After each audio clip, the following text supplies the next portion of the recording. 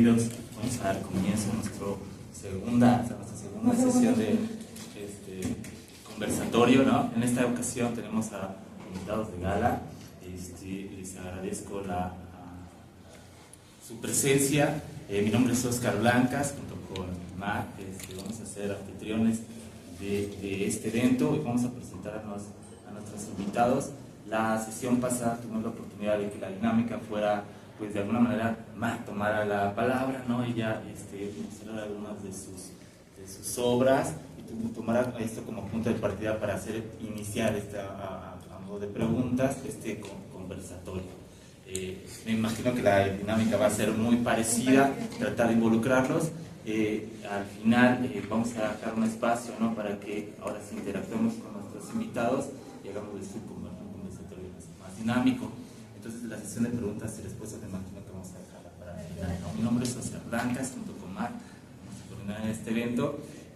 Voy a presentar, ¿qué te parece primero a Virgilia, ¿no? Sí. Su nombre completo es Melissa Belén Hermosillo Chimal. Me corriges, en algún punto me ayudas, ¿no? Mejor conocida como Virgilia Volcanes, ¿no? A mí de entrada ya se me ocurrió la primera pregunta, ¿no? De hacia dónde, ¿no?, va el nombre, ¿no?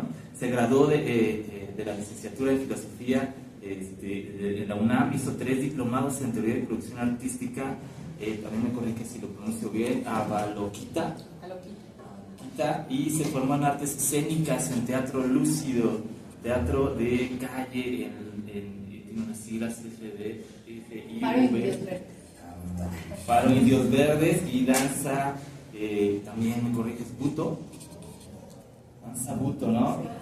Con la artista Gabriela Gallegos. Miren, de entrada la segunda pregunta, ¿no? Vamos a hablar de literatura infantil y ya la explicación, ¿no?, la teatralidad ya es una característica de uno de nuestros invitados. Es cuentacuentos del 2017, miren otra, ¿no? Y crea contenido para las infancias y acompañantes desde entonces, es decir, 2017, con 3, 5, 8 años, ¿no? Ya, enriquece su trabajo con niñas, niños y niñes, desde la educación emocional y la filosofía para niños. Ahí va otra pregunta, ¿no? La educación emocional, este término yo no lo conocía, pero también a ver si por ahí podemos conectar en este conversatorio. Se capacitó en formación pedagógica con el grupo Pimpao, fue escritora de la revista digital Cuentos contados 2 veces, y participado como contacuentos en el proyecto Carpa Literaria de la Sedena, Secretaría de Cultura y Secretaría de Cultura, con la editorial A en ferias de libro y Faro Indios Verdes. En el área artística ha expuesto algunas de sus piezas en la Galería Estudio Croma.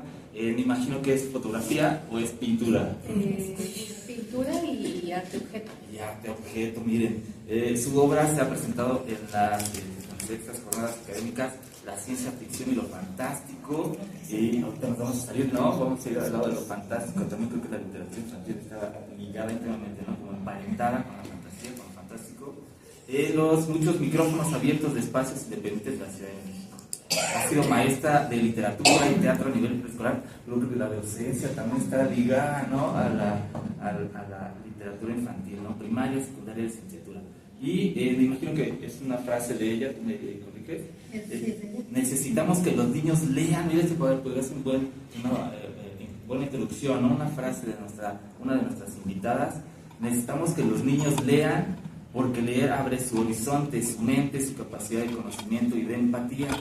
Sí, pero sobre todo necesitamos que lean porque en un mundo esencialmente adultocéntrico y utilitario, un libro infantil, entre comillas, puede ser el único compañero, el único refugio donde los niños se salvan de ser invisibles. Ser visto es una necesidad humana. Es una paráfrasis. Ándale, paráfrasis de bienvenida. Entonces te llamamos Virgilia o Virgilia, Oscar, ¿no? Muy bien, gracias. ¿Qué te parece si presento de una vez a nuestro segundo invitado? Sí. Y ya después toma la palabra, ¿no? Hablamos ya de la dinámica del conversatorio. Vamos a dejarles de una oportunidad para que interactuemos con ellos. Nuestro segundo invitado es Bruno Fernando Delgadillo Pérez. Bienvenido, nació en septiembre de 1992. Escritor de literatura fantástica. Miren, ya podemos conectar, ¿no? Los dos son escritores de ficción y lo fantástico, de ficción del Estado de México, licenciado en Ciencias Humanas por el Centro Universitario de Integración Humanística, es aficionado, gran aficionado a las historias de Robert Howard, Roger Zelazny, que también me corrige. Roger Zelazny. Ajá, Laura Gallego, Juan Rulfo, miren así. Ya te caí. Ricardo Chávez Castañeda, que es perdón por tomar la palabra o ahondar en esto, pero Juan Rulfo, pues ahí ya no lo conectaría tanto a la literatura infantil, pero qué bueno que lo menciones. Ricardo Chávez Castañeda, entre otros, estudioso, entusiasta de la naturaleza humana, las historias emocionalmente intensas, y los personajes grises. Aquí se conectaría Rulfo, ¿no? Personajes grises que pueblan la historia o la ficción fílmica, literaria o videolúdica. Es decir, entre paréntesis, juegos de video. Desde el 2012 hasta la actualidad trabajó intermitentemente impartiendo clases de regularización de historia universal, de México, geografía y filosofía en diversas instituciones dedicadas a la educación media superior. Se vuelve a conectar con nuestra segunda, ¿no? La docencia, ¿no? Ya vamos a ir relacionándolos. Realizó también labores de gestión cultural. La promotoría cultural también es algo que tiene que estar ligado, ¿no? Con cuentos, con la literatura infantil, como parte del servicio social. Participó con el cuento La Pelea. Más adelante voy a tratar de proyectar uno de sus cuentos, también nos vamos a conectarnos directamente con su obra, ¿no? Participó con el cuento La Pelea en la antología de la revista Penumbria, autor y creador de la novela de aventuras y piratas, Los vientos del oeste, libro 1, que es el que nos muestra su compañera Mar. También ha participado en varias ocasiones con la revista Perro Negro de la Calle, con los cuentos La Matanza del Animal Sagrado, que es, creo que lo voy a proyectar, ¿no? Vamos a proyectar, y Último Sobreviviente, así como con las prosas poéticas Paisaje de Invierno y Rompili, que aquí viene una pregunta más, ¿no? ¿Cómo conectar la poesía con la literatura infantil, ¿no? Ha presentado su trabajo literario en compañía del solista Armando González, y tu trabajo ahorita nos ayuda si es solamente literario o tiene que ver algo con música. Pues lo que hacíamos era una presentación del libro conjunta en la que leía pasajes de la novela de Los vientos del oeste y cantábamos, él me ayudaba con la guitarra tocando canciones de folk irlandés o acá del tipo pues pirata, náutico, esos temas, ¿no? Gracias, porque otra vez una pregunta más, ¿no? ¿Cómo conectar para que muestren interés los niños, la niñez, ¿no? En la literatura, ¿no? Ya la música, ¿no? La teatralización, uno de estos elementos. Declamando pasajes escogidos de su novela, pero lo explicas aquí, te tenemos con canciones de motivos náuticos, ¿no? Entonces, los datos si quieres para escucharte. Cursó 2 talleres literarios conducidos por Ricardo Chávez Castañeda y ha colaborado con la banda musical Calle 4, interpretando canciones La Tempestad de Abel Velázquez, El Mago, y Hace un buen día de Fernando Delgado. Actualmente se encuentra trabajando, ya por último, ¿no? Para que los escuchemos, actualmente se encuentra trabajando en la secuela de En los vientos del oeste, libro 1, así como en un compendio de historias elaboradas a partir de las relaciones hostiles o destructivas del ser humano con el medio ambiente, los animales y las inteligencias artificiales. También trabaja en una nueva novela de aventuras y fantasía oscura de ambientación medieval. Miren, ellos son nuestros invitados y a grandes rasgos es una especie de introducción. Nuestra compañera se va a encargar ahora sí de llevar el conversatorio. En cualquier momento puedo interpretar también yo o ustedes, ¿no? Pueden acercarnos. Les decía, la dinámica está preparada para que nos presente Mar, dirija el conversatorio y después interactuemos con ellos, ¿no? Les cedo la palabra a Mar. Lo voy a estar moviendo de aquí para allá porque voy a mover las diapositivas, pero no es faltar, ¿no? Adelante, Mar. Muchas gracias. Pues bienvenidos, Virgilia, Bruno, muchas gracias. Muchas gracias a ustedes porque su presencia hace posible este conversatorio. Y bueno, en concordancia con el Día del Niño, que ya es mañana, de 30 de abril, el Día del Niño, es que nuestro conversatorio va a girar, ¿no? la importancia de la literatura en el desarrollo infantil. Voy a estar proyectando, la presentación la hice pues armando un poco toda la historia que ya nos contó Oscar de nuestros invitados, y empezando por ubicar a la niñez en la historia. ¿Qué es la niñez y por qué es importante la literatura en la niñez? Bueno, si nos vamos, me fui, no tan hasta la prehistoria, sino me pongo en el siglo XV, siglo XVI, en la Baja Edad Media, en donde al niño se le consideraba un adulto pequeño. O sea, no había infancia, no existía la infancia, ¿no? La diferencia entre un niño y un adulto era qué tan fuerte eres para trabajar o qué tan débil eres. Esa era la diferencia. Y así se pasó durante mucho tiempo este concepto, hasta que en el siglo XIX se empiezan a hacer sistemas educativos formales dirigidos a los niños y se empieza a desarrollar la medicina infantil. Ya se empieza a tener un concepto de niñez. Ya empezamos a saber a diferenciar entre un niño y un adulto.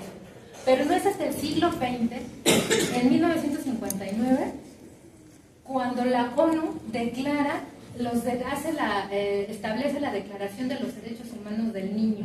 Hasta 1959 es cuando los niños empiezan a tener derechos. La ONU ya establece que existen derechos para los niños y se crea la UNICEF, que por su traducción en español es el Fondo de las Naciones Unidas para la Infancia, que es la organización de las Naciones Unidas encargada de cuidar a las infancias. Y es en la UNICEF en donde encontramos el primer concepto de infancia. ¿Qué es la infancia? La infancia es la edad que comprende desde que nacemos, desde los 0 años hasta los 18 años. Es este periodo enorme de infancia. ¿Cuáles son los derechos de la infancia? Y aquí vemos a nuestros invitados coexistiendo con los niños, ¿no? ¿Qué es la infancia? ¿Cuáles son los derechos de la infancia? Los infantes tienen derecho a la vida, a la supervivencia, al desarrollo y a la educación. Y así puse educación con negritas en grandote, porque es en donde entra la literatura y es en donde entran nuestros invitados. ¿Cómo se puede educar a los niños? ¿Qué es la importancia que se le está dando al desarrollo de los niños? Y entonces, gracias a Dios, empiezan a existir un montón de personas que se dedican a los niños, como Jean Piaget, que es un psicólogo y epistemólogo suizo que desarrolló el proceso cognitivo, en donde dice que la importancia de la infancia en la construcción del conocimiento. Y ahí viene esta frase tan lugar común que todos tenemos, ¿no? De que los niños son esponjas, que todo lo que está a su alrededor lo absorben y lo aprenden, y es real. Todos los niños están expuestos, es la etapa de los 0 a los 18, y a lo mejor aquí hay hasta controversias, ¿no? Que si es hasta los 21, ¿no? Que se acaba de desarrollar el lóbulo frontal y no sé cuántas cosas nos cuentan los neurólogos y los pediatras, ¿no? Pero ya hay un concepto de infancia, ya es importante los niños, y lo más importante, y en donde nos vamos a centrar, es en la educación para los niños. Y ahí entra nuestro concepto de literatura. ¿Qué es literatura primero, no? ¿Qué es la literatura? Pues en términos muy simples, en palabras muy simples, es el arte de la expresión verbal, tanto escrita como oral. Y es en donde la palabra se convierte en una herramienta para crear, imaginar y comunicar. ¿Y qué es literatura infantil? Pues es la literatura que está escrita para niños. Así simple, como muy obvio, ¿no? El concepto así muy obvio es la literatura que está escrita para niños. Pero ¿por qué el concepto ya no se vuelve simple, ya no es obvio? Porque no es lo mismo ir a la librería y comprarle a nuestros hijos la versión adaptada de los cuentos de Edgar Allan Poe o el cómic de Crimen y Castigo de Dostoyevsky, que ir a la sección infantil y buscar expresamente la literatura que está pensada para los niños. Comentaba un rato con Bruno, si nos vamos a la parte realmente ortodoxa de lo que dice la literatura, pues hay escritura para niños. De 2 en 2 la van dividiendo, ¿no? De 4 a 6, de 6 a 8, de 8 a 10, de 10 a 12 y de 12 a los 18. Porque no es lo mismo escribir una historia para niños pequeñitos que para escribir para jóvenes, para niños que ya están entrando a la juventud, ¿no? De 12 a los 18. Pero aún así, el pensar en cada uno de estos nichos, el pensar en cada uno de estos sectores, la vuelve una literatura específica. No una adaptación, no lo que los adultos pensaron para los adultos y lo vamos a adaptar a los niños. Entonces la ventaja que hoy tenemos es que tenemos aquí a 2 escritores que se han dedicado específicamente a escribir para niños y para jóvenes. Esa es la gran ventaja, que no es algo pensado para los adultos, sino es algo pensado específicamente para los niños. Y de ahí nace mi primera pregunta. Pero antes les voy a, para muestra un botón, ¿no? Entonces vamos con el primer botón, antes de hacerles la pregunta a nuestros invitados. En un tiempo de sortilegios y progreso, cuando la ciencia aún era joven y el final del mapa no había sido marcado, existió en el mundo una era dorada de mares surcados por navíos llenos de riquezas y tesoros imbuidos de magia. Fragmento en Los vientos del oeste de Bruno de Lara. Y la pregunta para ambos invitados, ¿por qué sí escribir para la infancia? Virgilia, ¿quieres comenzar? Vale. Me gusta, perdón si hablo un poquito bajo, estoy padeciendo de la garganta. Me gusta cómo lo aborda Roald Dahl, que es uno de mis escritores infantiles favoritos, en su libro de Matilda.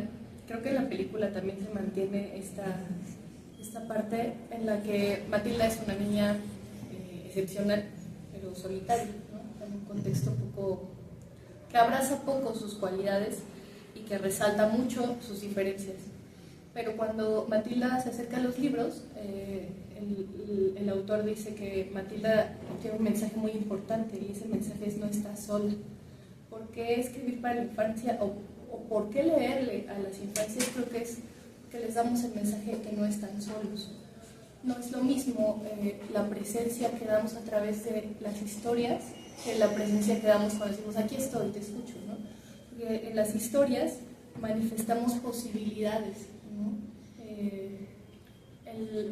Me parece que es Bruno Bettelheim, que escribe el psicoanálisis de los cuentos de hadas, sí.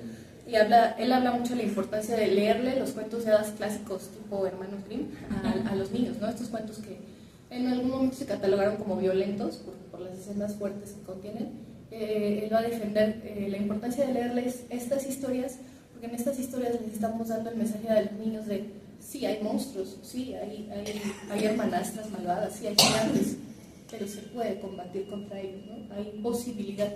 Creo que en general la literatura, la fantasía, la imaginación nos dan ese mensaje oculto de hay posibilidad de que las cosas sean diferentes, ¿no? Y en todo niño se guarda una fuerza, ¿no? Para convertirse en adulto, pero también un valor único de ser niño. Creo que es eso, creo que eso es lo más importante para mí, al menos, más que aprendan a leer, que sean cultísimos, no importa. Para un niño que no llegue a ser adulto, que por alguna razón no llegue a ser adulto, que se muera antes, ¿no?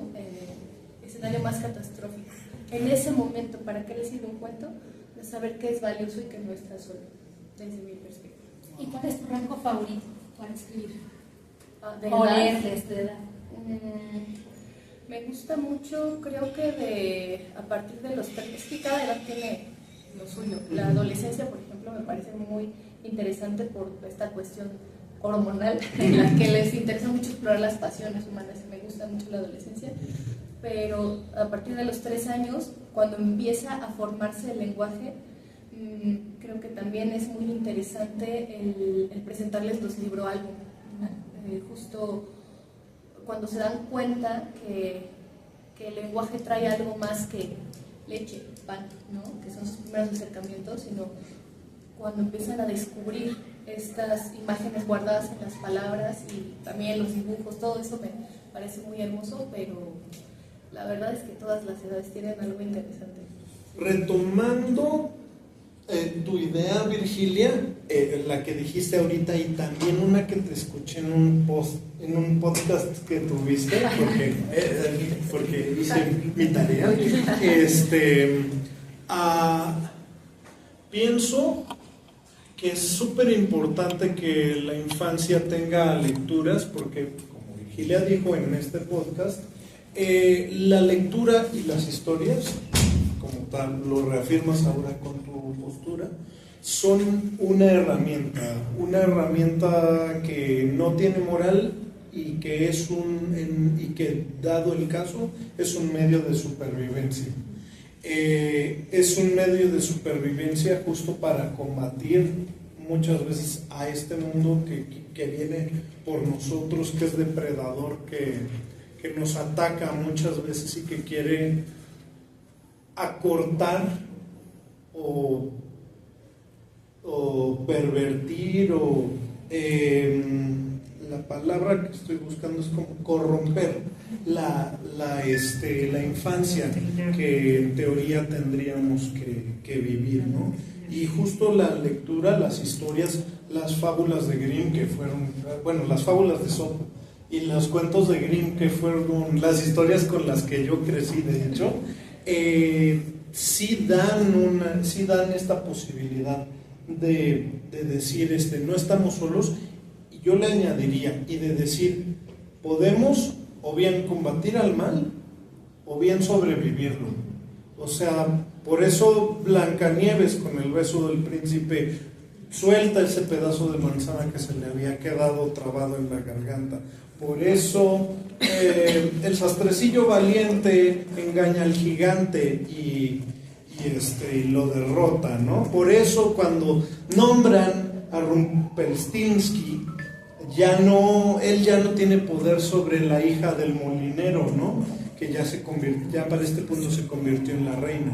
Entonces, sí, las historias nos dan siempre elementos para sobrevivir al mal, para seguir adelante, para adaptarnos, o incluso, como es en el caso de las historias que he leído de mi mentor, que es Ricardo Chávez Castañeda, como nos da una manera también de decir, ok, el mal vino por nosotros, tal vez no pudimos salvarnos, tal vez no pudimos.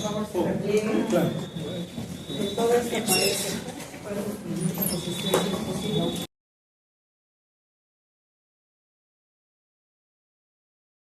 pues retomando en donde nos quedamos. Para ti, ¿cuál es tu público de show? Porque creo que Vientos del Oeste no es para un público de 3 años. No, definitivamente no. Creo que mi público ideal sería como de los 16 años en adelante. Yo consideraría, a mi criterio, ¿no? Sobre todo porque muchos años pues tuve el privilegio de dar clases con chicos de estas edades, y pienso que lo que decía Virginia por la parte hormonal y pasional, pues son chicos que conectan mucho con la energía de mis historias, que son muy pasionales, a veces romantizadas, pero muchas veces pues lo que trato es más bien darles como la fantasía, la fantasía para mí es como un rescate de lo que pasa en el mundo real. Lo que hago es que de la fantasía voy aterrizando hacia la realidad. ¿En qué sentido? Normalmente lo que hago mis historias es presentar el escenario fantástico, pero las problemáticas que surgen, pues trato de llevarlas a algo mucho más tangible, a algo que digas, o sea, a lo mejor lo están diciendo este diálogo lo están diciendo unos elfos, o un goblin y un humano, o un enano, o lo que sea, pero bien lo podría decir una persona del mundo real. Esto podría ser una interacción entre un presunto delincuente y un policía, ¿no? O un completo delincuente y alguien que está siendo víctima de su acción, ¿no? En fin, ¿no? Es ahí. Con las respuestas que nos acaban de dar, ¿a poco no parece bien fácil escribir para niños? Sí. Como ellos lo platican, ¿no? Hay una anécdota, no sé si ustedes ya la han escuchado, o alguno de ustedes, de Julio Cortázar. Julio Cortázar es uno de los máximos representantes del manejo de la fantasía, ¿no? Y del realismo mágico y todo eso, ¿no? Pues en una entrevista que le hacen le preguntan, oye, pues si te sale tan bien eso de la fantasía, ¿por qué no escribes para niños? Y contesta Cortázar, no, porque escribir para niños es muy difícil. Y resulta que Virgilia y Bruno nos hacen parecer como muy fácil. No, la verdad es que... Bueno, conecto con la siguiente pregunta y les voy a dar otra muestra antes de preguntarles. He vivido más de 500 años. Yo solía volar sobre una escoba, pero como el mundo ha cambiado tanto, tuve que subirme a una podadora. Mas la podadora hacía mucho ruido y cortaba el pasto que es tan lindo. Fragmento, bruja que se respeta, Virgilia Voltaires. Y la pregunta es, ¿qué temas te gusta tratar y cómo los abordas? Concretamente en la literatura para niños. No, yo no he escrito tanto para niños, creo que he adaptado más que escribir.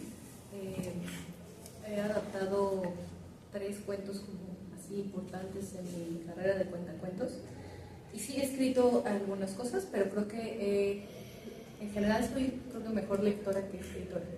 Estoy trabajando en eso, pero de las cosas que he escrito para las infancias, tomo mucho a los personajes brujas, vampiros, ¿no? Como estas el imaginario un poco creepy, de terror, spooky, porque me gusta utilizarlos para acercarme a ellos, dándole un poquito la vuelta a lo que se esperaría, ¿no? De los personajes. De la bruja, pues que sea mala, ¿no? O del vampiro, pues también, ¿no? Que sea malo o aterrador. Te comentaba que un escritor que a mí me gusta mucho es Roald Dahl. Creo que él tenía muy consciente que a las infancias no hay que hablarles siempre en color rosa, ¿no? En colores pasteles. Ellos, una de las cualidades que tiene la infancia, o qué es lo que hace la infancia ser infancia, no es tanto la edad, ¿no? Sino la manera en la que se disponen al mundo, cómo experimentan las cosas, y el cómo las experimentan. Creo que en un niño sano es estar muy presente, ¿no? Es una constante experiencia del presente. Por eso cuando se va a su adulto en el que confía, él lo sufre, ¿no? Lo sufre mucho porque no sabe cuándo va a volver, ¿no? Un poco como los cachorros. Por eso disfrutan tanto, por eso en la adrenalina del juego se caen, se raspan todo el cuerpo y siguen adelante, o lloran, ¿no? O lloran muchísimo, como están muy presentes y generalmente están muy conectados a su emocionalidad más que a su analítica, ¿no? O a su racionalidad. Entonces, creo que en esta disposición a la vida, en esta apertura, es muy fácil convencer a un niño de que una bruja no es necesariamente una mujer mala, ¿no? O de que un monstruo puede ser cualquiera, ¿no? Que el monstruo se puede ver de muchas maneras y que más bien lo monstruoso son los actos. En ese sentido, me gusta tocar como estos personajes, pero invitar un poco hacia la reflexión. Finalmente mi formación académica es como filósofa y sí trato de que mis cuentos siempre inviten a una cuestión, ¿no? A un cuestionamiento, a poner en duda el cómo se asumen ciertas realidades. Y ese cuento en particular, bueno, lo escribí para ese proyecto de CEDEMA en el que trabajé un tiempo. Se dedicaba a enseñar a los niños a andar, a los niños y a todas las personas que quisieran andar en bicicleta. Entonces la manera de acercarlos y de que le perdieran un poco el miedo a la bici era haciendo esta analogía de que pues, las brujas poderosas vuelan en escobas, pero la escoba moderna es la bicicleta, ¿no? Entonces las niñas poderosas usan bicicleta. ¿Tú crees, Virgilia, que en los cuentos sí les enseñas a los niños, o sea, de esta manera así, de divertida, de juego, todo esto, un poco a la adaptarse al medio? Y también con lo que mencionas ahorita, el estar alerta, o sea, que sus sentidos estén alerta. Ahora me estoy preguntando si mis cuentos son buena idea para adaptarse al medio. Quizá no, quizá es más una invitación a está bien si no te adaptas, ¿no?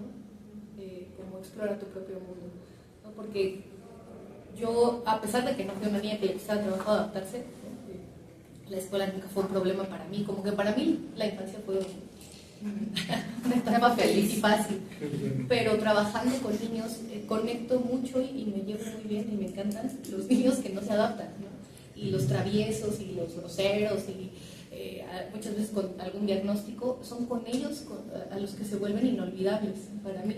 Entonces me me he dado cuenta que darles ese mensaje de está bien, no siempre nos adaptamos a todo, pero pues hay que tratar de ser uno mismo y estar en paz. Creo que ese es mi mensaje. Pues. Está muy bonito.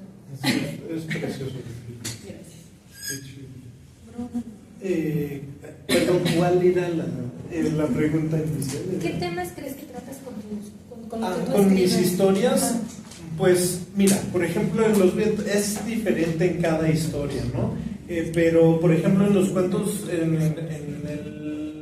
en Los Vientos del Oeste, yo trato 4 temas emocionales centrales, ¿no? Bueno, no son emocionales per se, pero se vuelven emocionales para los personajes que están viviendo esta realidad, y son la libertad como una forma vital de vida, vital de vida, muy vital, ¿no?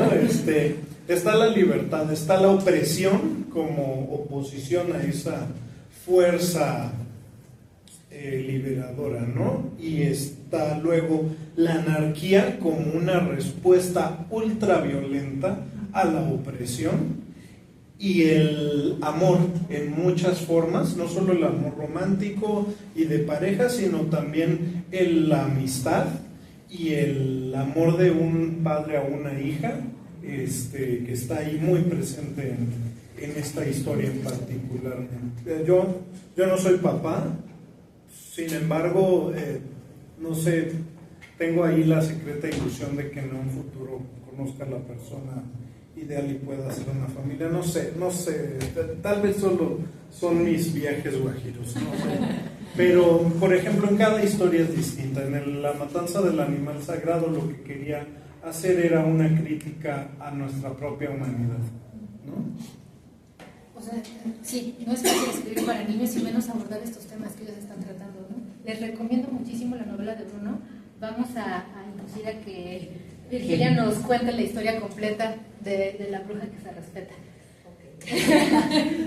La siguiente pregunta, otra muestra de lo que hacen nuestros invitados, ya se había creado en las historias que hablaban de un hombre de 2 metros, con la mirada hosca, acero en mano, con su casaca de piel negra, un gran tricornio con mechas de cañón encendidas y el porte soberano y orgulloso de un gran pirata. Fragmento en Los Vientos del Oeste, Bruno Delgadillo. Y la pregunta, ¿qué esperas producir en tus lectores? Yo espero producir una sensación de efervescencia, compartir esa sensación como de efervescencia, de escalofrío, que no siempre es agradable, pero que siempre es como muy emocionante. Lo que yo busco hacer en mis libros es comunicar y compartir como esta adrenalina que me genera describir algo y plasmarlo en el papel, ¿no? Es mucho como... A mí me gusta compartir en la literatura. ¿Y hay alguna anécdota que nos cuentes de algún lector que te haya así como llegado? Pues lo que acabas de decir ahorita llegando de verdad me hizo sentir muy bien que me dijeras, no manches Bruno, leí tu libro y me quedé en la orfandad completa. O sea, no está chido dejar a sus lectores en la orfandad completa, pero que les emocione, que lo vivan y que digan, oh no manches, quiero ser como Medusa, quiero ser como Teach, o quiero saber más de Jack, quiero saber qué hace, o qué trastada más va a hacer Calico, o sea, solo por hablar de personajes, ¿no? O qué va a pasar en la historia. A ti, Virgilia, ¿qué esperas producir en tus lectores? O en tus escuchas, porque a los niños les llega mucho la literatura por el oído, bien lo dijiste, ¿no? Sí, yo creo que en general, bueno, depende mucho de la historia, ¿no? Y hacia qué público, justamente. Pero pensando, por ejemplo, en cuando hay un público mixto, ¿no? De adultos y niños, cuando les llevo una historia en papel de cuentacuentos, ¿no? O cuando estoy escribiendo una historia para un público mixto, creo que tengo muy presente esta cosa de incomodar a los acomodados y dar cobijo a a los sin hogar, ¿no?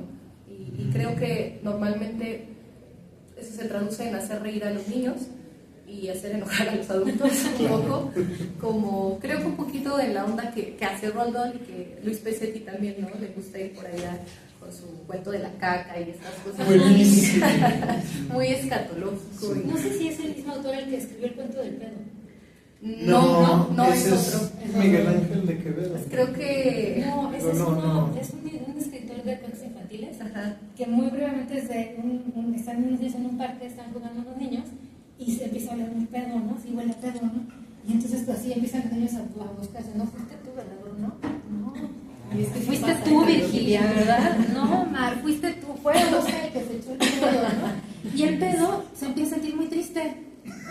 Y el pedo empieza a hacerse a un lado y se esconde abajo de las piedras y va por otro lado y se acerca a Bruno y le dice, Bruno, no soy tuyo, no eres mío. Y el pedo está muy, muy triste hasta que llega con Cobda, que fue el verdadero, y el niño, y entonces el pedo le dice a Cobda, sí, yo soy tu padre. Y el perrito está muy contento porque ya no tiene por qué esconderse, ¿no? Y es un cuento para enseñar a los niños a que no tienen que esconderse, ¿no? Y decir y reconocer sus actos, ¿no?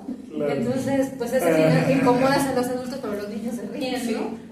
Y confían en ellos. Porque un adulto que no tiene miedo de hablar de caca es un adulto confiable para un niño. Ay, qué bonito. ¿Y alguna anécdota que te haya pasado? Hay una que me gusta mucho, como cuentacuentos. Fue de las primeras veces que fui a contar cuentos al bosque de Tlalpan. Y bueno, yo llegaba a las carpas literarias y nunca sabía a qué público me iba a encontrar. Pero sí era muy diferente ir, por ejemplo, a Pantitlán, al bosque de Tlalpan, ¿no? En Pantitlán mi público eran los hijos de las personas que vendían en los puestos, ¿no? Y eran niños que traían historias de violencia fuertísimas y que conectaban diferente con las historias que en el bosque de Tlalpan, por ejemplo, donde el público normalmente eran niños extranjeros, ¿no? Que llegaban con niñeras, con juguetes así padrísimos y caros, ¿no? Entonces, en una de esas ocasiones en el bosque de Tlalpan había poco público y había una niña muy rubia, muy bonita, que desde que yo llegué me miraba así. No, o sea, juzgándome, no, y su primera pregunta fue, ¿desde cuándo vienes aquí? Yo siempre vengo aquí y nunca te había visto. Y dije, no, pues es la primera vez que vengo, ¿no? ¿Y a qué vienes? Pues a contarles cuentos. Y bueno, yo preparaba mis cosas. En esa ocasión, en mi camino, me encontré con una mariposa con sus patitas y su ala rotas. Entonces me la recogí, ¿no? Y la iba viendo. A mí me gustan mucho los insectos. Y entonces la puse cerca de donde yo estaba contando los cuentos. Como que ahí la puse a reposar en un árbol.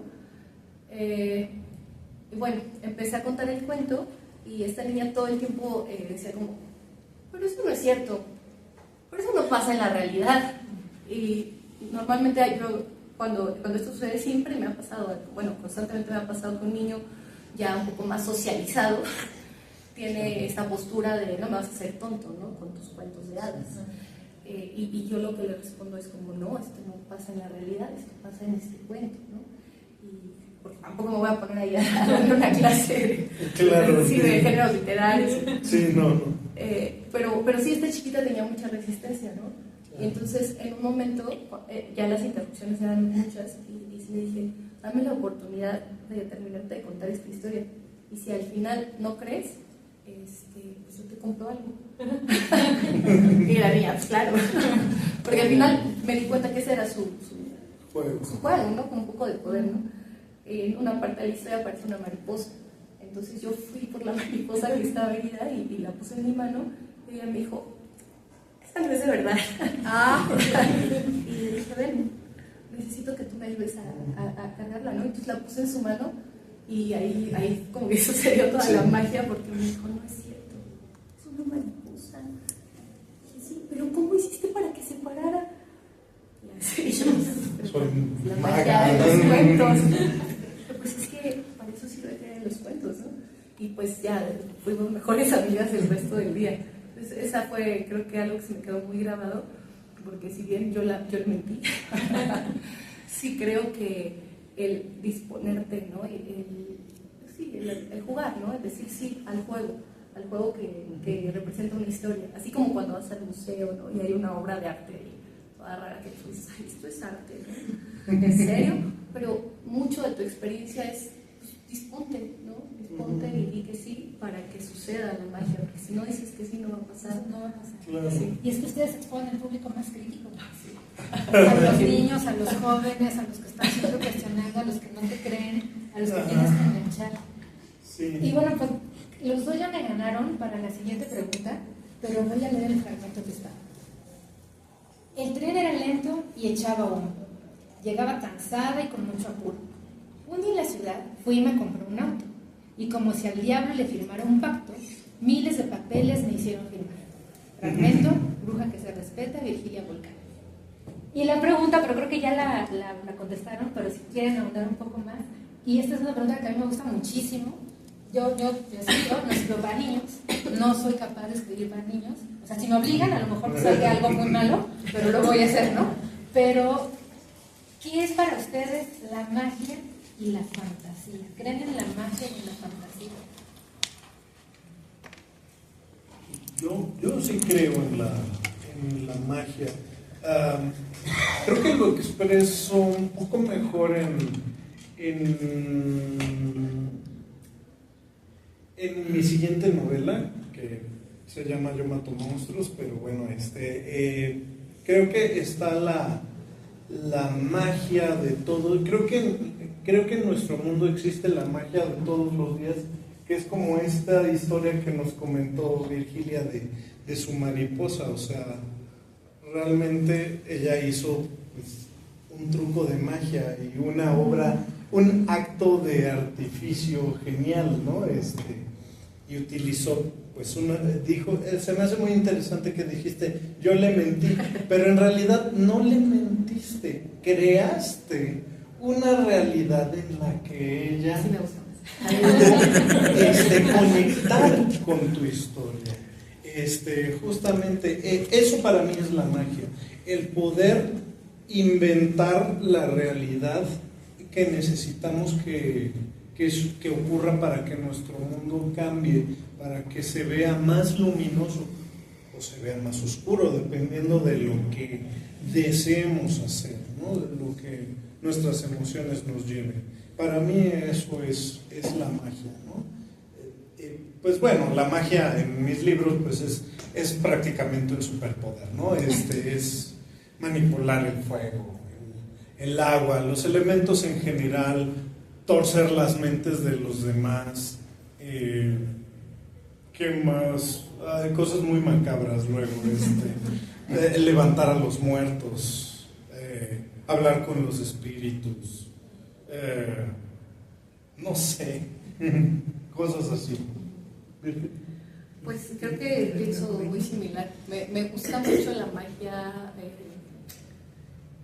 casi que estereotípica en las historias, ¿no? A mí de niña eso es lo que más me gustaba, ¿no? Yo quería ver como brillitos por todos lados, ¿no? Y cosas imposibles pasar.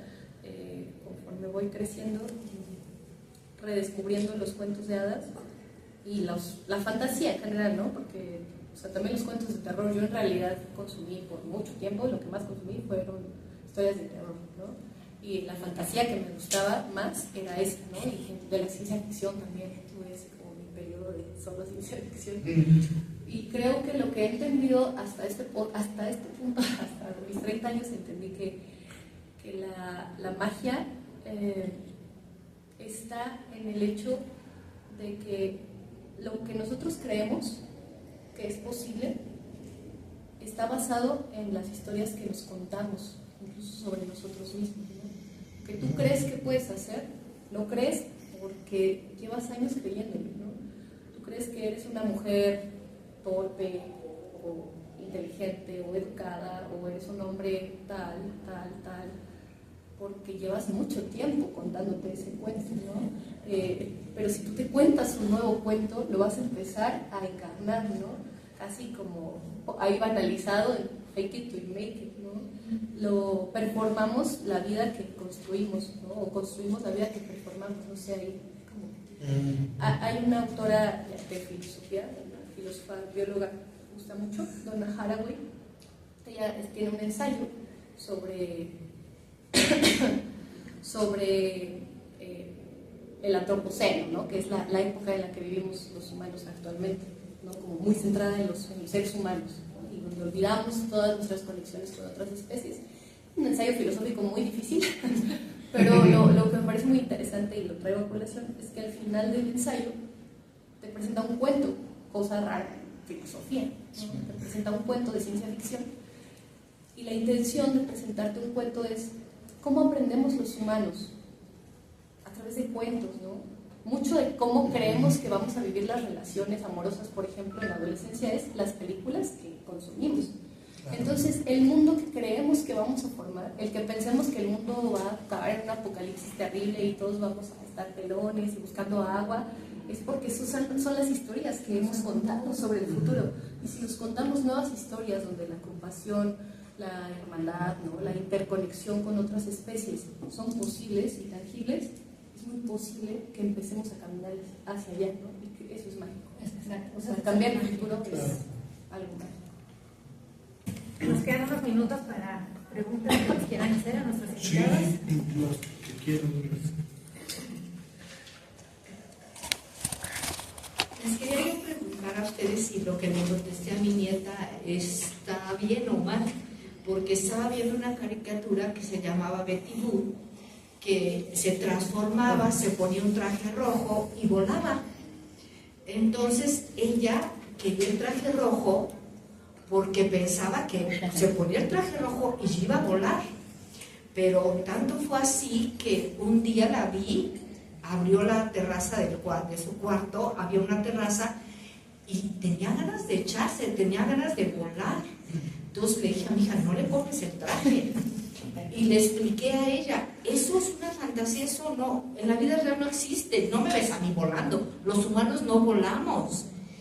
Entonces no sé si estuvo bien o estuvo mal la contestación, porque sí me espanté cuando ella quería echarse y decía, pues con el traje voy a volar, porque lo veía en la caricatura. Para ella era real, porque además se transformaba y hacía actos heroicos. Entonces eso le llamaba la atención. ¿Qué edad tenía? 6 años. Bueno, cuando la veía tenía 5, ya no la dejamos ver esa caricatura. ¿Qué opinan? ¿Segura? Sí. Bueno, para una cuestión práctica, creo que estuvo bien. O sea, si esa es la pregunta, sí estuvo bien, pues decir, ok, no vas a volar si tienes un traje rojo, hija,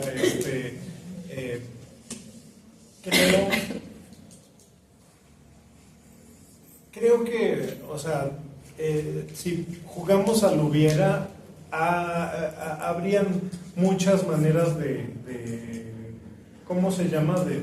De alguna manera hacer lo que Virgilia hizo con la chica rubia de su historia, bueno, de su interacción, ¿no? En la que se transformamos la realidad, transformamos el discurso de la realidad para evitar que ocurra una desgracia, ¿no? Sobre todo para que su nieta se lastime. Pero a lo mejor una respuesta que solo ahorita se me ocurre, solo si jugamos al hubiera, ¿no? El punto es que lo hizo y ya. Y estuvo bien porque no pasó a una desgracia, ¿no? Pero si jugamos al hubiera, creo que también una posibilidad de evitar la desgracia hubiera sido decirle, hija, no hagas eso, las brujas tienen que entrenar muchos años para saber volar, el traje solito no va a hacer que vueles, ¿no? Pero eso solo si jugamos un poquito a qué pasaría, ¿no? ¿Qué hubiera pasado si hubiera tenido otros elementos para modificar la realidad en ese momento? Me encanta. Híjole, no tengo la respuesta. Es una de las... Me encanta la pregunta porque de verdad es una de las preguntas que más me pone a mí como nerviosa. Yo soy mamá de un niño de 3 años tremendo, o sea, tremendo. Y cuando estaba embarazada, leía compulsivamente cómo evitar accidentes. Y encontré que cuando empezaron las caricaturas de Superman, hubo muchos casos de niños que se lanzaron de edificios, ¿no? Y dije, wow. Y eso me puso a mí justamente incómoda, ¿no? De Dios santo, ¿cómo voy a manejar las historias de fantasía? Repito, no tengo ni idea, pero algo que un poco me ha dado paz, primero es darme cuenta que soy exactamente igual que los niños, porque yo también, o sea, he escuchado mi poema de amor. Claramente, yo también tengo una idea muy fantasiosa de ciertas cosas, ¿no? Por ejemplo, del amor, ¿no? Y claramente sigo pensando que ciertas cosas van a ser como en las películas, ¿no? A pesar de mis 30 años. Entonces, entender que todos somos susceptibles a engañarnos me ayuda a aterrizar un poco a veces a mi hijo y a mis alumnos. Me parece que la opción que da está bastante bien, ¿no? Como darles, sin salir del mundo de la fantasía, ¿no? De justamente es decirle como, mira, pues es que ella tiene esto, esto y esto que la hacen volar, ¿no? No solo es el traje, pero ¿qué te parece si cuando yo te ponga el traje jugamos a que volamos, ¿no? Y entonces pueden hacer eso, como siempre poner esto de jugamos a que volamos, y entonces pueden brincar, y yo le digo mucho a mi hijo, como que cuando brincas es un pequeño vuelo, ¿no? Porque te despegas de la tierra, o cargarlo, ¿no? Y moverlo. Depende mucho la edad. Esa pregunta que le hizo me parece importante, porque no es la misma respuesta a los 3 que a los 7, aunque hay niños muy racionales, muy racionales, que a los 3 años pueden, de hecho no infieren que ellos puedan volar, ellos tienen muy claro que no vuelan, y hay niñas que no, que a los 6 pueden ver eso y pensar que sí pueden volar. Tiene que ver con personalidad nada más, ¿no? Pero conociendo un poco al niño, lo primero sería conocer al niño, ¿no? Pero si su nieta tiene esta apertura a la fantasía y esa doble cualidad, ¿no? Que puede ser una maravilla y una maldición, ¿no? Porque las personas fantasiosas somos fáciles de engañar, sí, porque creemos que muchas cosas son posibles, ¿no? Y que no nos van a hacer daño. Sí, somos medio ingenuos, la verdad. Bueno, al menos en mi caso, yo creo que las personas que tendemos a tener una imaginación vasta, siempre pensamos que el otro puede ser mejor de lo que nos está mostrando, por ejemplo. Oye, es que ¿qué pasó? Que como Betty Boop iba de lámpara en lámpara, se subió a la cama de su mamá, se brincó y se colgó de la lámpara, se vino con todo y lámpara. Yo le dije, los humanos no volamos. Porque imagínate, se vino con todo y lámpara, pues veía a Betty Boop, volaba, y entonces ella quería hacer lo mismo. Tanto así que sí, se trepó, brincó y se colgó de la lámpara, y se vino con todo y lámpara. Imagínate. Seguramente ahí ya aprendió. Esa es otra respuesta. Con mucha fantasía. Tiene una imaginación increíble. Que hace cuentos, que platica historias que se las saca de la nada. Un gatito que pasa y que hizo la historia. Entonces, en ese caso particular, y lo tuvo, y no es cierto, nunca te. Sí, claro, es su imaginación desbordada. Yo creo que para esas personalidades, seguir jugando a la fantasía, porque para las personas que somos así, que nos digan, los humanos no hacemos eso, puede ser así. No. Entonces estuvo mal que dijera. No estuvo mal, porque la protegió. Tampoco a mí me ves. No estuvo mal. Pero creo que sí puedes, la próxima vez, podemos jugar un poco dentro de la fantasía a poner límites, ¿no? En la misma fantasía. Justo, por ejemplo, el personaje es un dibujo, por eso puede hacer eso. ¿A ti te gustaría hacer eso? Podemos jugar a que hacemos eso, pero mira, para que tú lo hagas, ¿no? Y, o sea, como contextualizar un poco. Siempre explicar es mejor que, por ejemplo, en este caso que dicen que ya no le ve la caricatura, yo también le he quitado caricaturas a mi hijo que digo, no, ya, mejor no la va a ver. Pero lo mejor y lo que los pedagogos recomiendan es explicar, ¿no? O sea, en vez de prohibir. ¿no? Siempre dialogar, el diálogo. No estuvo mal para nada, quizá para su personalidad de la niña, la próxima ocasión puedan dentro de la fantasía explorar los límites, ¿no? Y distinguirla de la realidad. Yo en varias ocasiones he visto la expresión de los niños cuando juegan con su fantasía. Una de ellas es de que yo soy mecánico y en una ocasión traía un portafolio mediano y estaban dos hermanitos como de 7 y como de 6 y 8 años, no, más chicos, de 6 y 4 años, niño y niña. Entonces dice, ¿qué traes ahí? Le digo, unas bombas, pero ya se las muestro, y era bomba de gasolina y bomba de agua, pero ellos hacen la expresión así, admirados, ¿sí? Entonces es muy bonito lo que hacen ustedes con los cuentos, con las narraciones, con las historias, abren la imaginación de los niños y es muy bonito, cada quien expresa las diferentes vivencias o su imaginación. En otra ocasión, en una fiesta de niños, me disfracé y mi ex esposa dice, a ver, aquí tenemos un osito, y yo nada más saqué la mano y me jala de un dedito y salgo, y se quedan asombrados, ¿no? Se imaginaban un osito, ¿no? Y salgo así muy grande, ¿no? Y en otra ocasión también en una fiesta de niños, a mi ex esposa la metieron en una caja y la llenaron de globos, y entonces una persona con mucha fuerza la llevó, la puso y traigo una sorpresa, y salió de payasita y se aventó los globos, ¿no? Y es impresionante la expresión de los niños de la admiración. Entonces y se aprende mucho de los niños también a la hora de interactuar así. Yo recuerdo una anécdota que tenemos con un primo que es más chico que yo. Yo soy 15 años más grande que él. Y él estaba chiquito, es como mi hermanito chiquito, ¿no? Sí. Entonces me tocó ir por él a la escuela.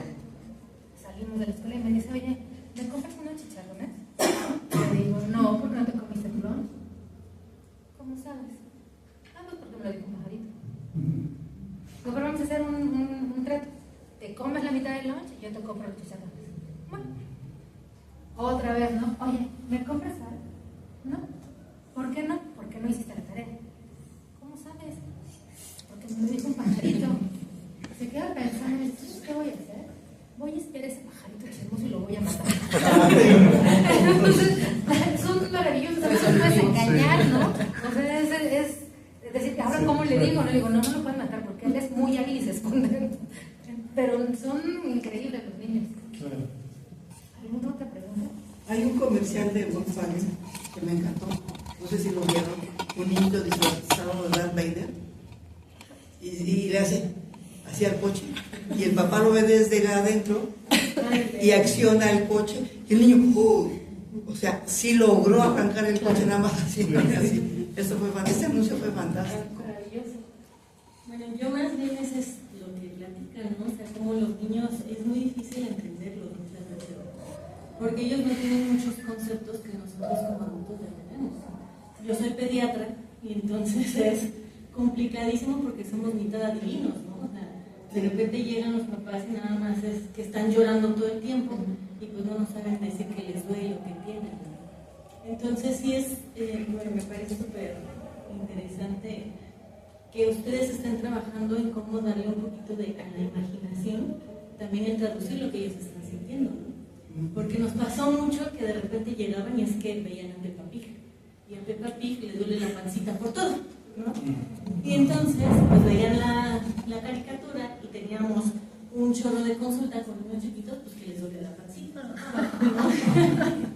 Y entonces cuando empezábamos como a platicar con ellos, a veces era que estaban nerviosos de ir a la escuela o que tenían algún problema, ¿no? Entonces, el traducir esas cosas, sobre todo a los niños pequeños, es muy difícil. Y yo creo que el darles estas herramientas en la literatura, pues les ayuda muchísimo.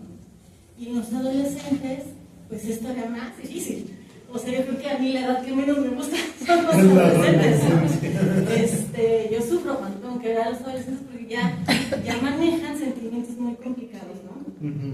Y algo que a mí me gustaría preguntarles es si ustedes han tenido algún texto, algún escrito de cómo manejar la muerte de los niños, porque yo tengo niños que van siempre los ¿No se ha preparado?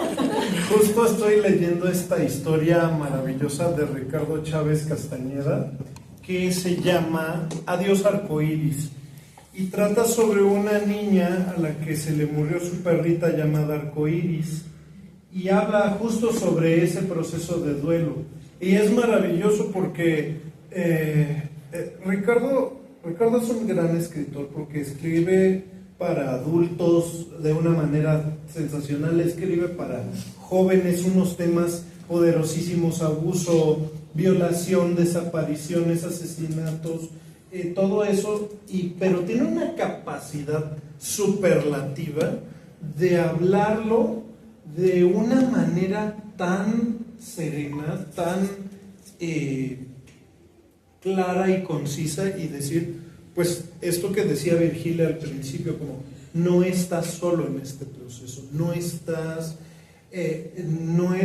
la única persona a la que le ha pasado algo terrible, pero puedes vivirlo, puedes pasarlo, puedes seguir adelante o no, y si no puedes lograrlo, tampoco pasa nada, ¿no? Entonces, todos los libros de Ricardo Chávez Castañeda a mí me parecen maravillosos, ¿no? Ricardo Chávez Castañeda. Chávez Castañeda. Pues yo también les puedo recomendar, hay una escritora mexicana, la señora canadiense, que se llama Cristel Busnock, que tiene un libro que se llama Los muertos andan en bicicleta. Y es un libro que está escrito para niños desde 4 o 5 años hasta todos los días, y que habla de la muerte.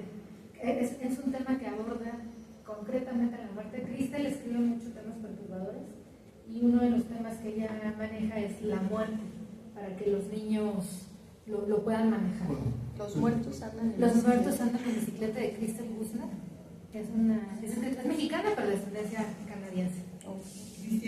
Cristel. Quizás sea un error, no sé si grave o no, decirle al niño, ya está en el cielo, ya está con papá Dios, que es el recurso. Que es muchas veces el recurso, ¿no? Sí, el recurso. Desde allá te mira, o sea. No es tan errado, porque lo que decía Bruno, ¿no? Yo sentía fatal cuando se acabó su libro y no seguía. El niño siente eso, ¿no? Entonces saber que hay algo más allá, en algún lugar etéreo, su imaginación es tan vasta que le va a ayudar a hacerlo, ¿no? Y lo que Cristel maneja es para cualquier tipo de tradición. No todos los niños, por como fueron educados, creen en Dios. O no todos los niños, por sus circunstancias que han vivido, algunos niños han vivido circunstancias de violencia, circunstancias de abandono, tienen la misma percepción de las cosas. Yo creo que por eso sí fue un éxito la película de Coco, ¿no? Porque de alguna manera nos da esa esperanza de reencontrarnos. Y eso estamos basado en las tradiciones, ¿no? Las tradiciones nuestras, sí. Bueno, incluso ahí en ese tema, bueno, yo tengo 2 hijas y ahorita ya son mayores de edad, pero cuando eran muy pequeñas iban al catecismo, obligados por la familia, que nosotros les queríamos dar ese libre, ya cuando fueran grandes, de que ellas decidieran en qué querían creer, ¿no? Pero pues obligaciones familiares, ¿no? Entonces mi hija, la menor, tenía 5 años cuando entraron al catecismo y le preguntó a la catequista, bueno, ¿y de quién son los hijos de Caín y Abel? ¿Cuál es su mamá? Y entonces, cuando fuimos a recogerla, justo la catequista nos dijo, ¿no?, lo que había pasado. Y digo, ¿y qué le responde? Pregúntale a tus papás. Y yo le dije a la catequista, ¿estás segura que quiere que yo le responda?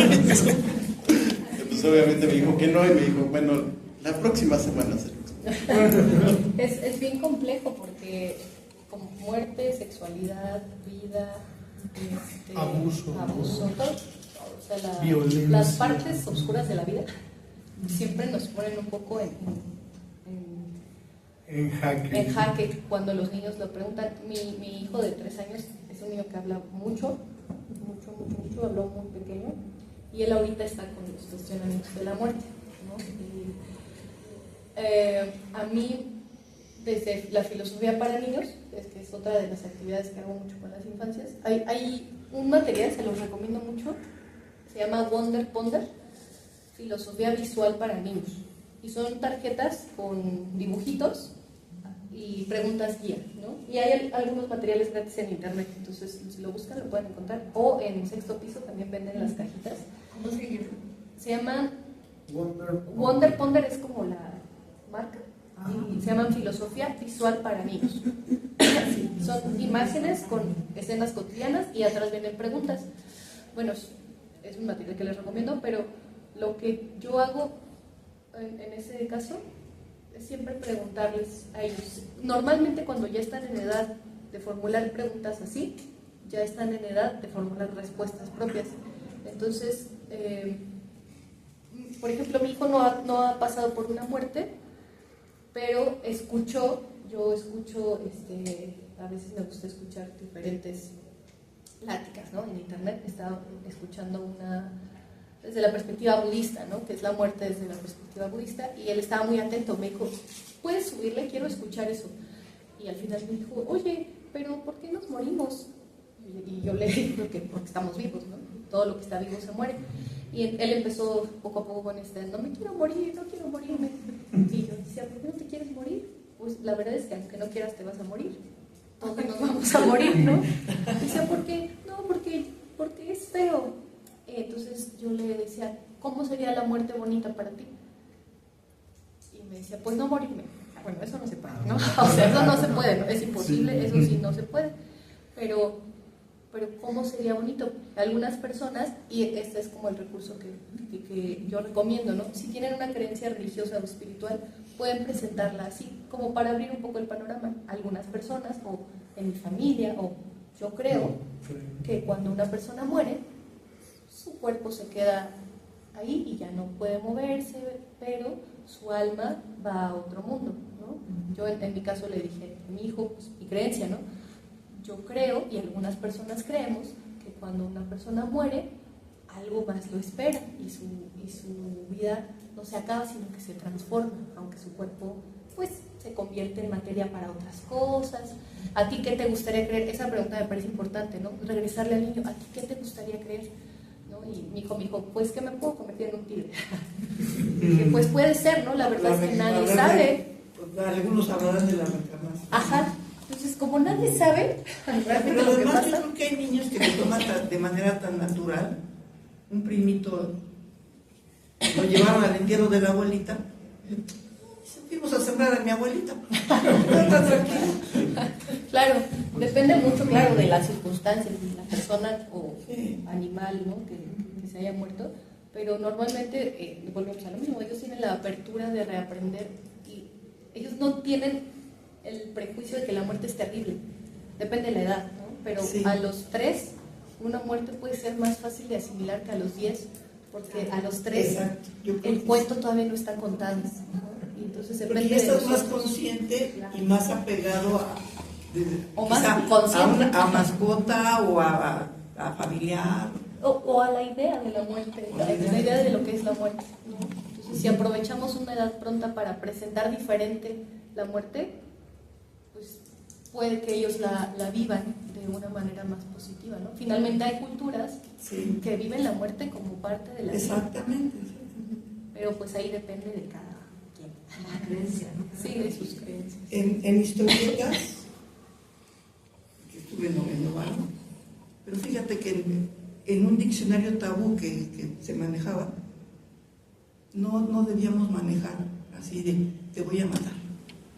Aunque vieras ahí la violencia y hacía polvo al enemigo y eso, pero nunca era matar. Te voy a hacer trizas, te voy a hacer polvo, te voy a hacer talco, pero no te voy a matar. No mencionar la muerte. De todos modos, es una pena, ya las historietas ya les ganó la imagen, ¿no? Eso también les iba a preguntar. ¿Ustedes cómo ven esa competencia que probablemente exista entre videos y texto? Yo siento que el texto es mucho más enriquecedor, pero al mismo tiempo veo que hay mucha imagen, mucho video, los niños están clavados en los videos. De hecho, tuvieron mucho éxito las novelas ilustradas para jovencitos, ¿no? Perdón, pues yo voy a interrumpir otra vez, ¿no? Pero nos queda tiempo para solo responder esta pregunta y desafortunadamente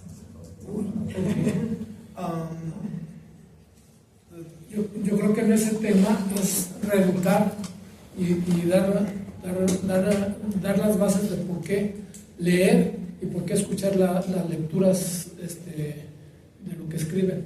Entonces, reeducar, saber que aquello lo pueden ver en cualquier momento, pero no lo pueden interpretar al 100% más personal, sino por medio de la lectura directa o la ayuda que dan los compañeros.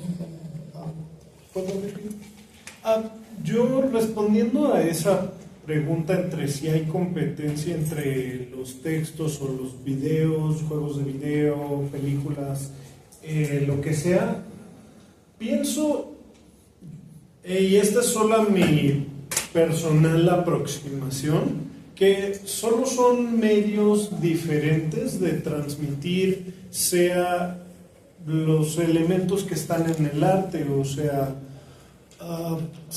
poética de las emociones, sea una narrativa de alguna historia, de algún mito, de alguna situación en particular que necesite ser comunicada. Creo que solo son medios distintos. Un videojuego que ha marcado mi vida profundamente en la narrativa se llama The Last of Us. Y es y bueno, a mí me parece, bueno, habla por sí mismo. La historia realmente no es tan complicada, lo que la va haciendo compleja es justo el discurso narrativo que nos lleva a la naturaleza humana de un individuo que en el apocalipsis zombie lo que hace es que se encuentra una niña que es inmune y le encomiendan la misión de llevarla a un lugar donde tal vez puedan investigar su inmunidad, pero realmente se topa con que si va a permitir eso, este hombre va a perder a quien se ha convertido en su hija de facto. Entonces él no va a permitir eso y desencadena hechos de mucha violencia y que de alguna manera tratan de justificar en eso, ¿no? Volviendo a esto de los videojuegos, yo creo que ahorita están pero muy los chicos y no solo los chicos, sino los grandes, en los videojuegos. Me pregunto si no los videojuegos van a sustituir en un momento dado al gusto por la lectura. Yo sinceramente pienso que no el videojuego, la película, la serie de televisión nunca sustituye al gusto por la literatura. Creo que la literatura simplemente es un medio de comunicar, es un lenguaje de alguna manera, como lo es otras disciplinas artísticas. Y yo creo que depende mucho también de qué educación reciban en casa los chicos, porque si tú les permites que desde los 6 meses les pones ahí la pantalla para que coman, para que se entretengan y que sea la nana, la pantalla desde los 6 meses, imagínate.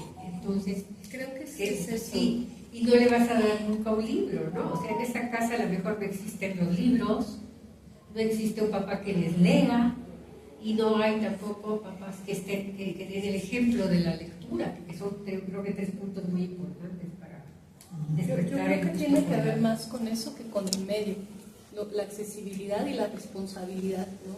Sí. A mí me encantan las películas. Yo no juego videojuegos porque me marean, pero me gusta ver a la gente jugarlos, ¿no? Y es un medio de expresión al final. Y actualmente, por ejemplo, en estética, en filosofía, se estudian los videojuegos, ¿no? Como parte de la cultura, porque en 300 años nuestro legado cultural pues son los videojuegos también. Al final es una construcción de un mundo fantástico, pero muchas veces, bueno, ¿cuántos niños de 15 años conocen expertos en literatura? ¿Y cuántos conocen expertos en videojuegos? Son expertos en videojuegos, por eso ellos enseñan a otros niños aquello de lo que saben. Si nosotros sabemos de libros, pues enseñémosles de libros, pero creo que fue Paco Taibo al que apenas vi una entrevista que le hicieron en la calle, ¿no? O sea, así como que mi figura favorita, pero me pareció interesante lo que dijo. Le preguntaban, ¿invitarías al público a que cambiara su caguama por un libro? Él decía, no, con una mano la caguama y con otra el libro. Se puede hacer las dos cosas, porque creo que la cosa es que a veces no queremos responsabilizarnos de ser quien se siente a decirle al niño, oye, bueno, ya jugaste, mira, ahora vamos a leer, ¿no? Porque entonces sus amigos son los que se encargaron de mostrarle el mundo de los videojuegos, nosotros vamos a encargarnos de mostrarle esto u otro, si es que nos parece importante, pero no quitárselos, porque al final pues es parte de sus gustos, es parte del arte también, es parte de la narrativa. Muchos de mis compañeros que manejan inglés perfectamente lo manejan con los videojuegos, ¿no? Pero más que nada, si va a tener accesibilidad a juegos, pues responsabilizarnos de la edad, todo eso, y si va a tener accesibilidad a libros, también, no es lo mismo leer el libro vaquero que... O sea, también hay que responsabilizarnos, pero ante todo yo siempre apuesto por diversificar, o sea, también que lea el libro vaquero, si ya tiene edad, pues que lo lea, pero que lea otras cosas, que no sea lo lleve a leer, a ir más allá. Ajá, que tenga otras cosas, que pueda comer de todo, ¿no? O sea, que puedas un día comerte caldo de verduras y unos chetos de vez en cuando, ¿no? Pero sí creo yo... Para saber a qué sabe. Para saber a qué sabe y que puedas elegir, porque si no, te estás eligiendo. Fíjate nada más. Perdón. Ya nos vamos. Sí, perdón. Sí, No. Ya la gente ya está cerrando y van a seguir con nuestro proyecto. Perdón, porque la plática ganó para... No, bueno, podemos seguir. Es más, yo voto por lo de la caguama. Eso sí, pero que hace falta la caguama. Quisiera interrumpir para dar oportunidad a la entrega de algunos reconocimientos, una constancia. En primer lugar, quisiera entregarle a Angélica María del Mar Telles Romero por su excelente trabajo como moderadora.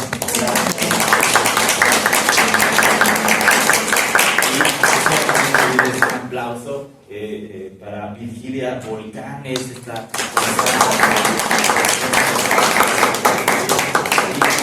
rápidamente volver a la Facultad de Estudios Superiores de Zacatlán, del Departamento de Consulta, también de Luz y Palabra, ¿no? A nombre de la maestra Angélica, otorgan la presente constancia a Bruno Delgadillo por su participación en el Conservatorio de Ingeniería.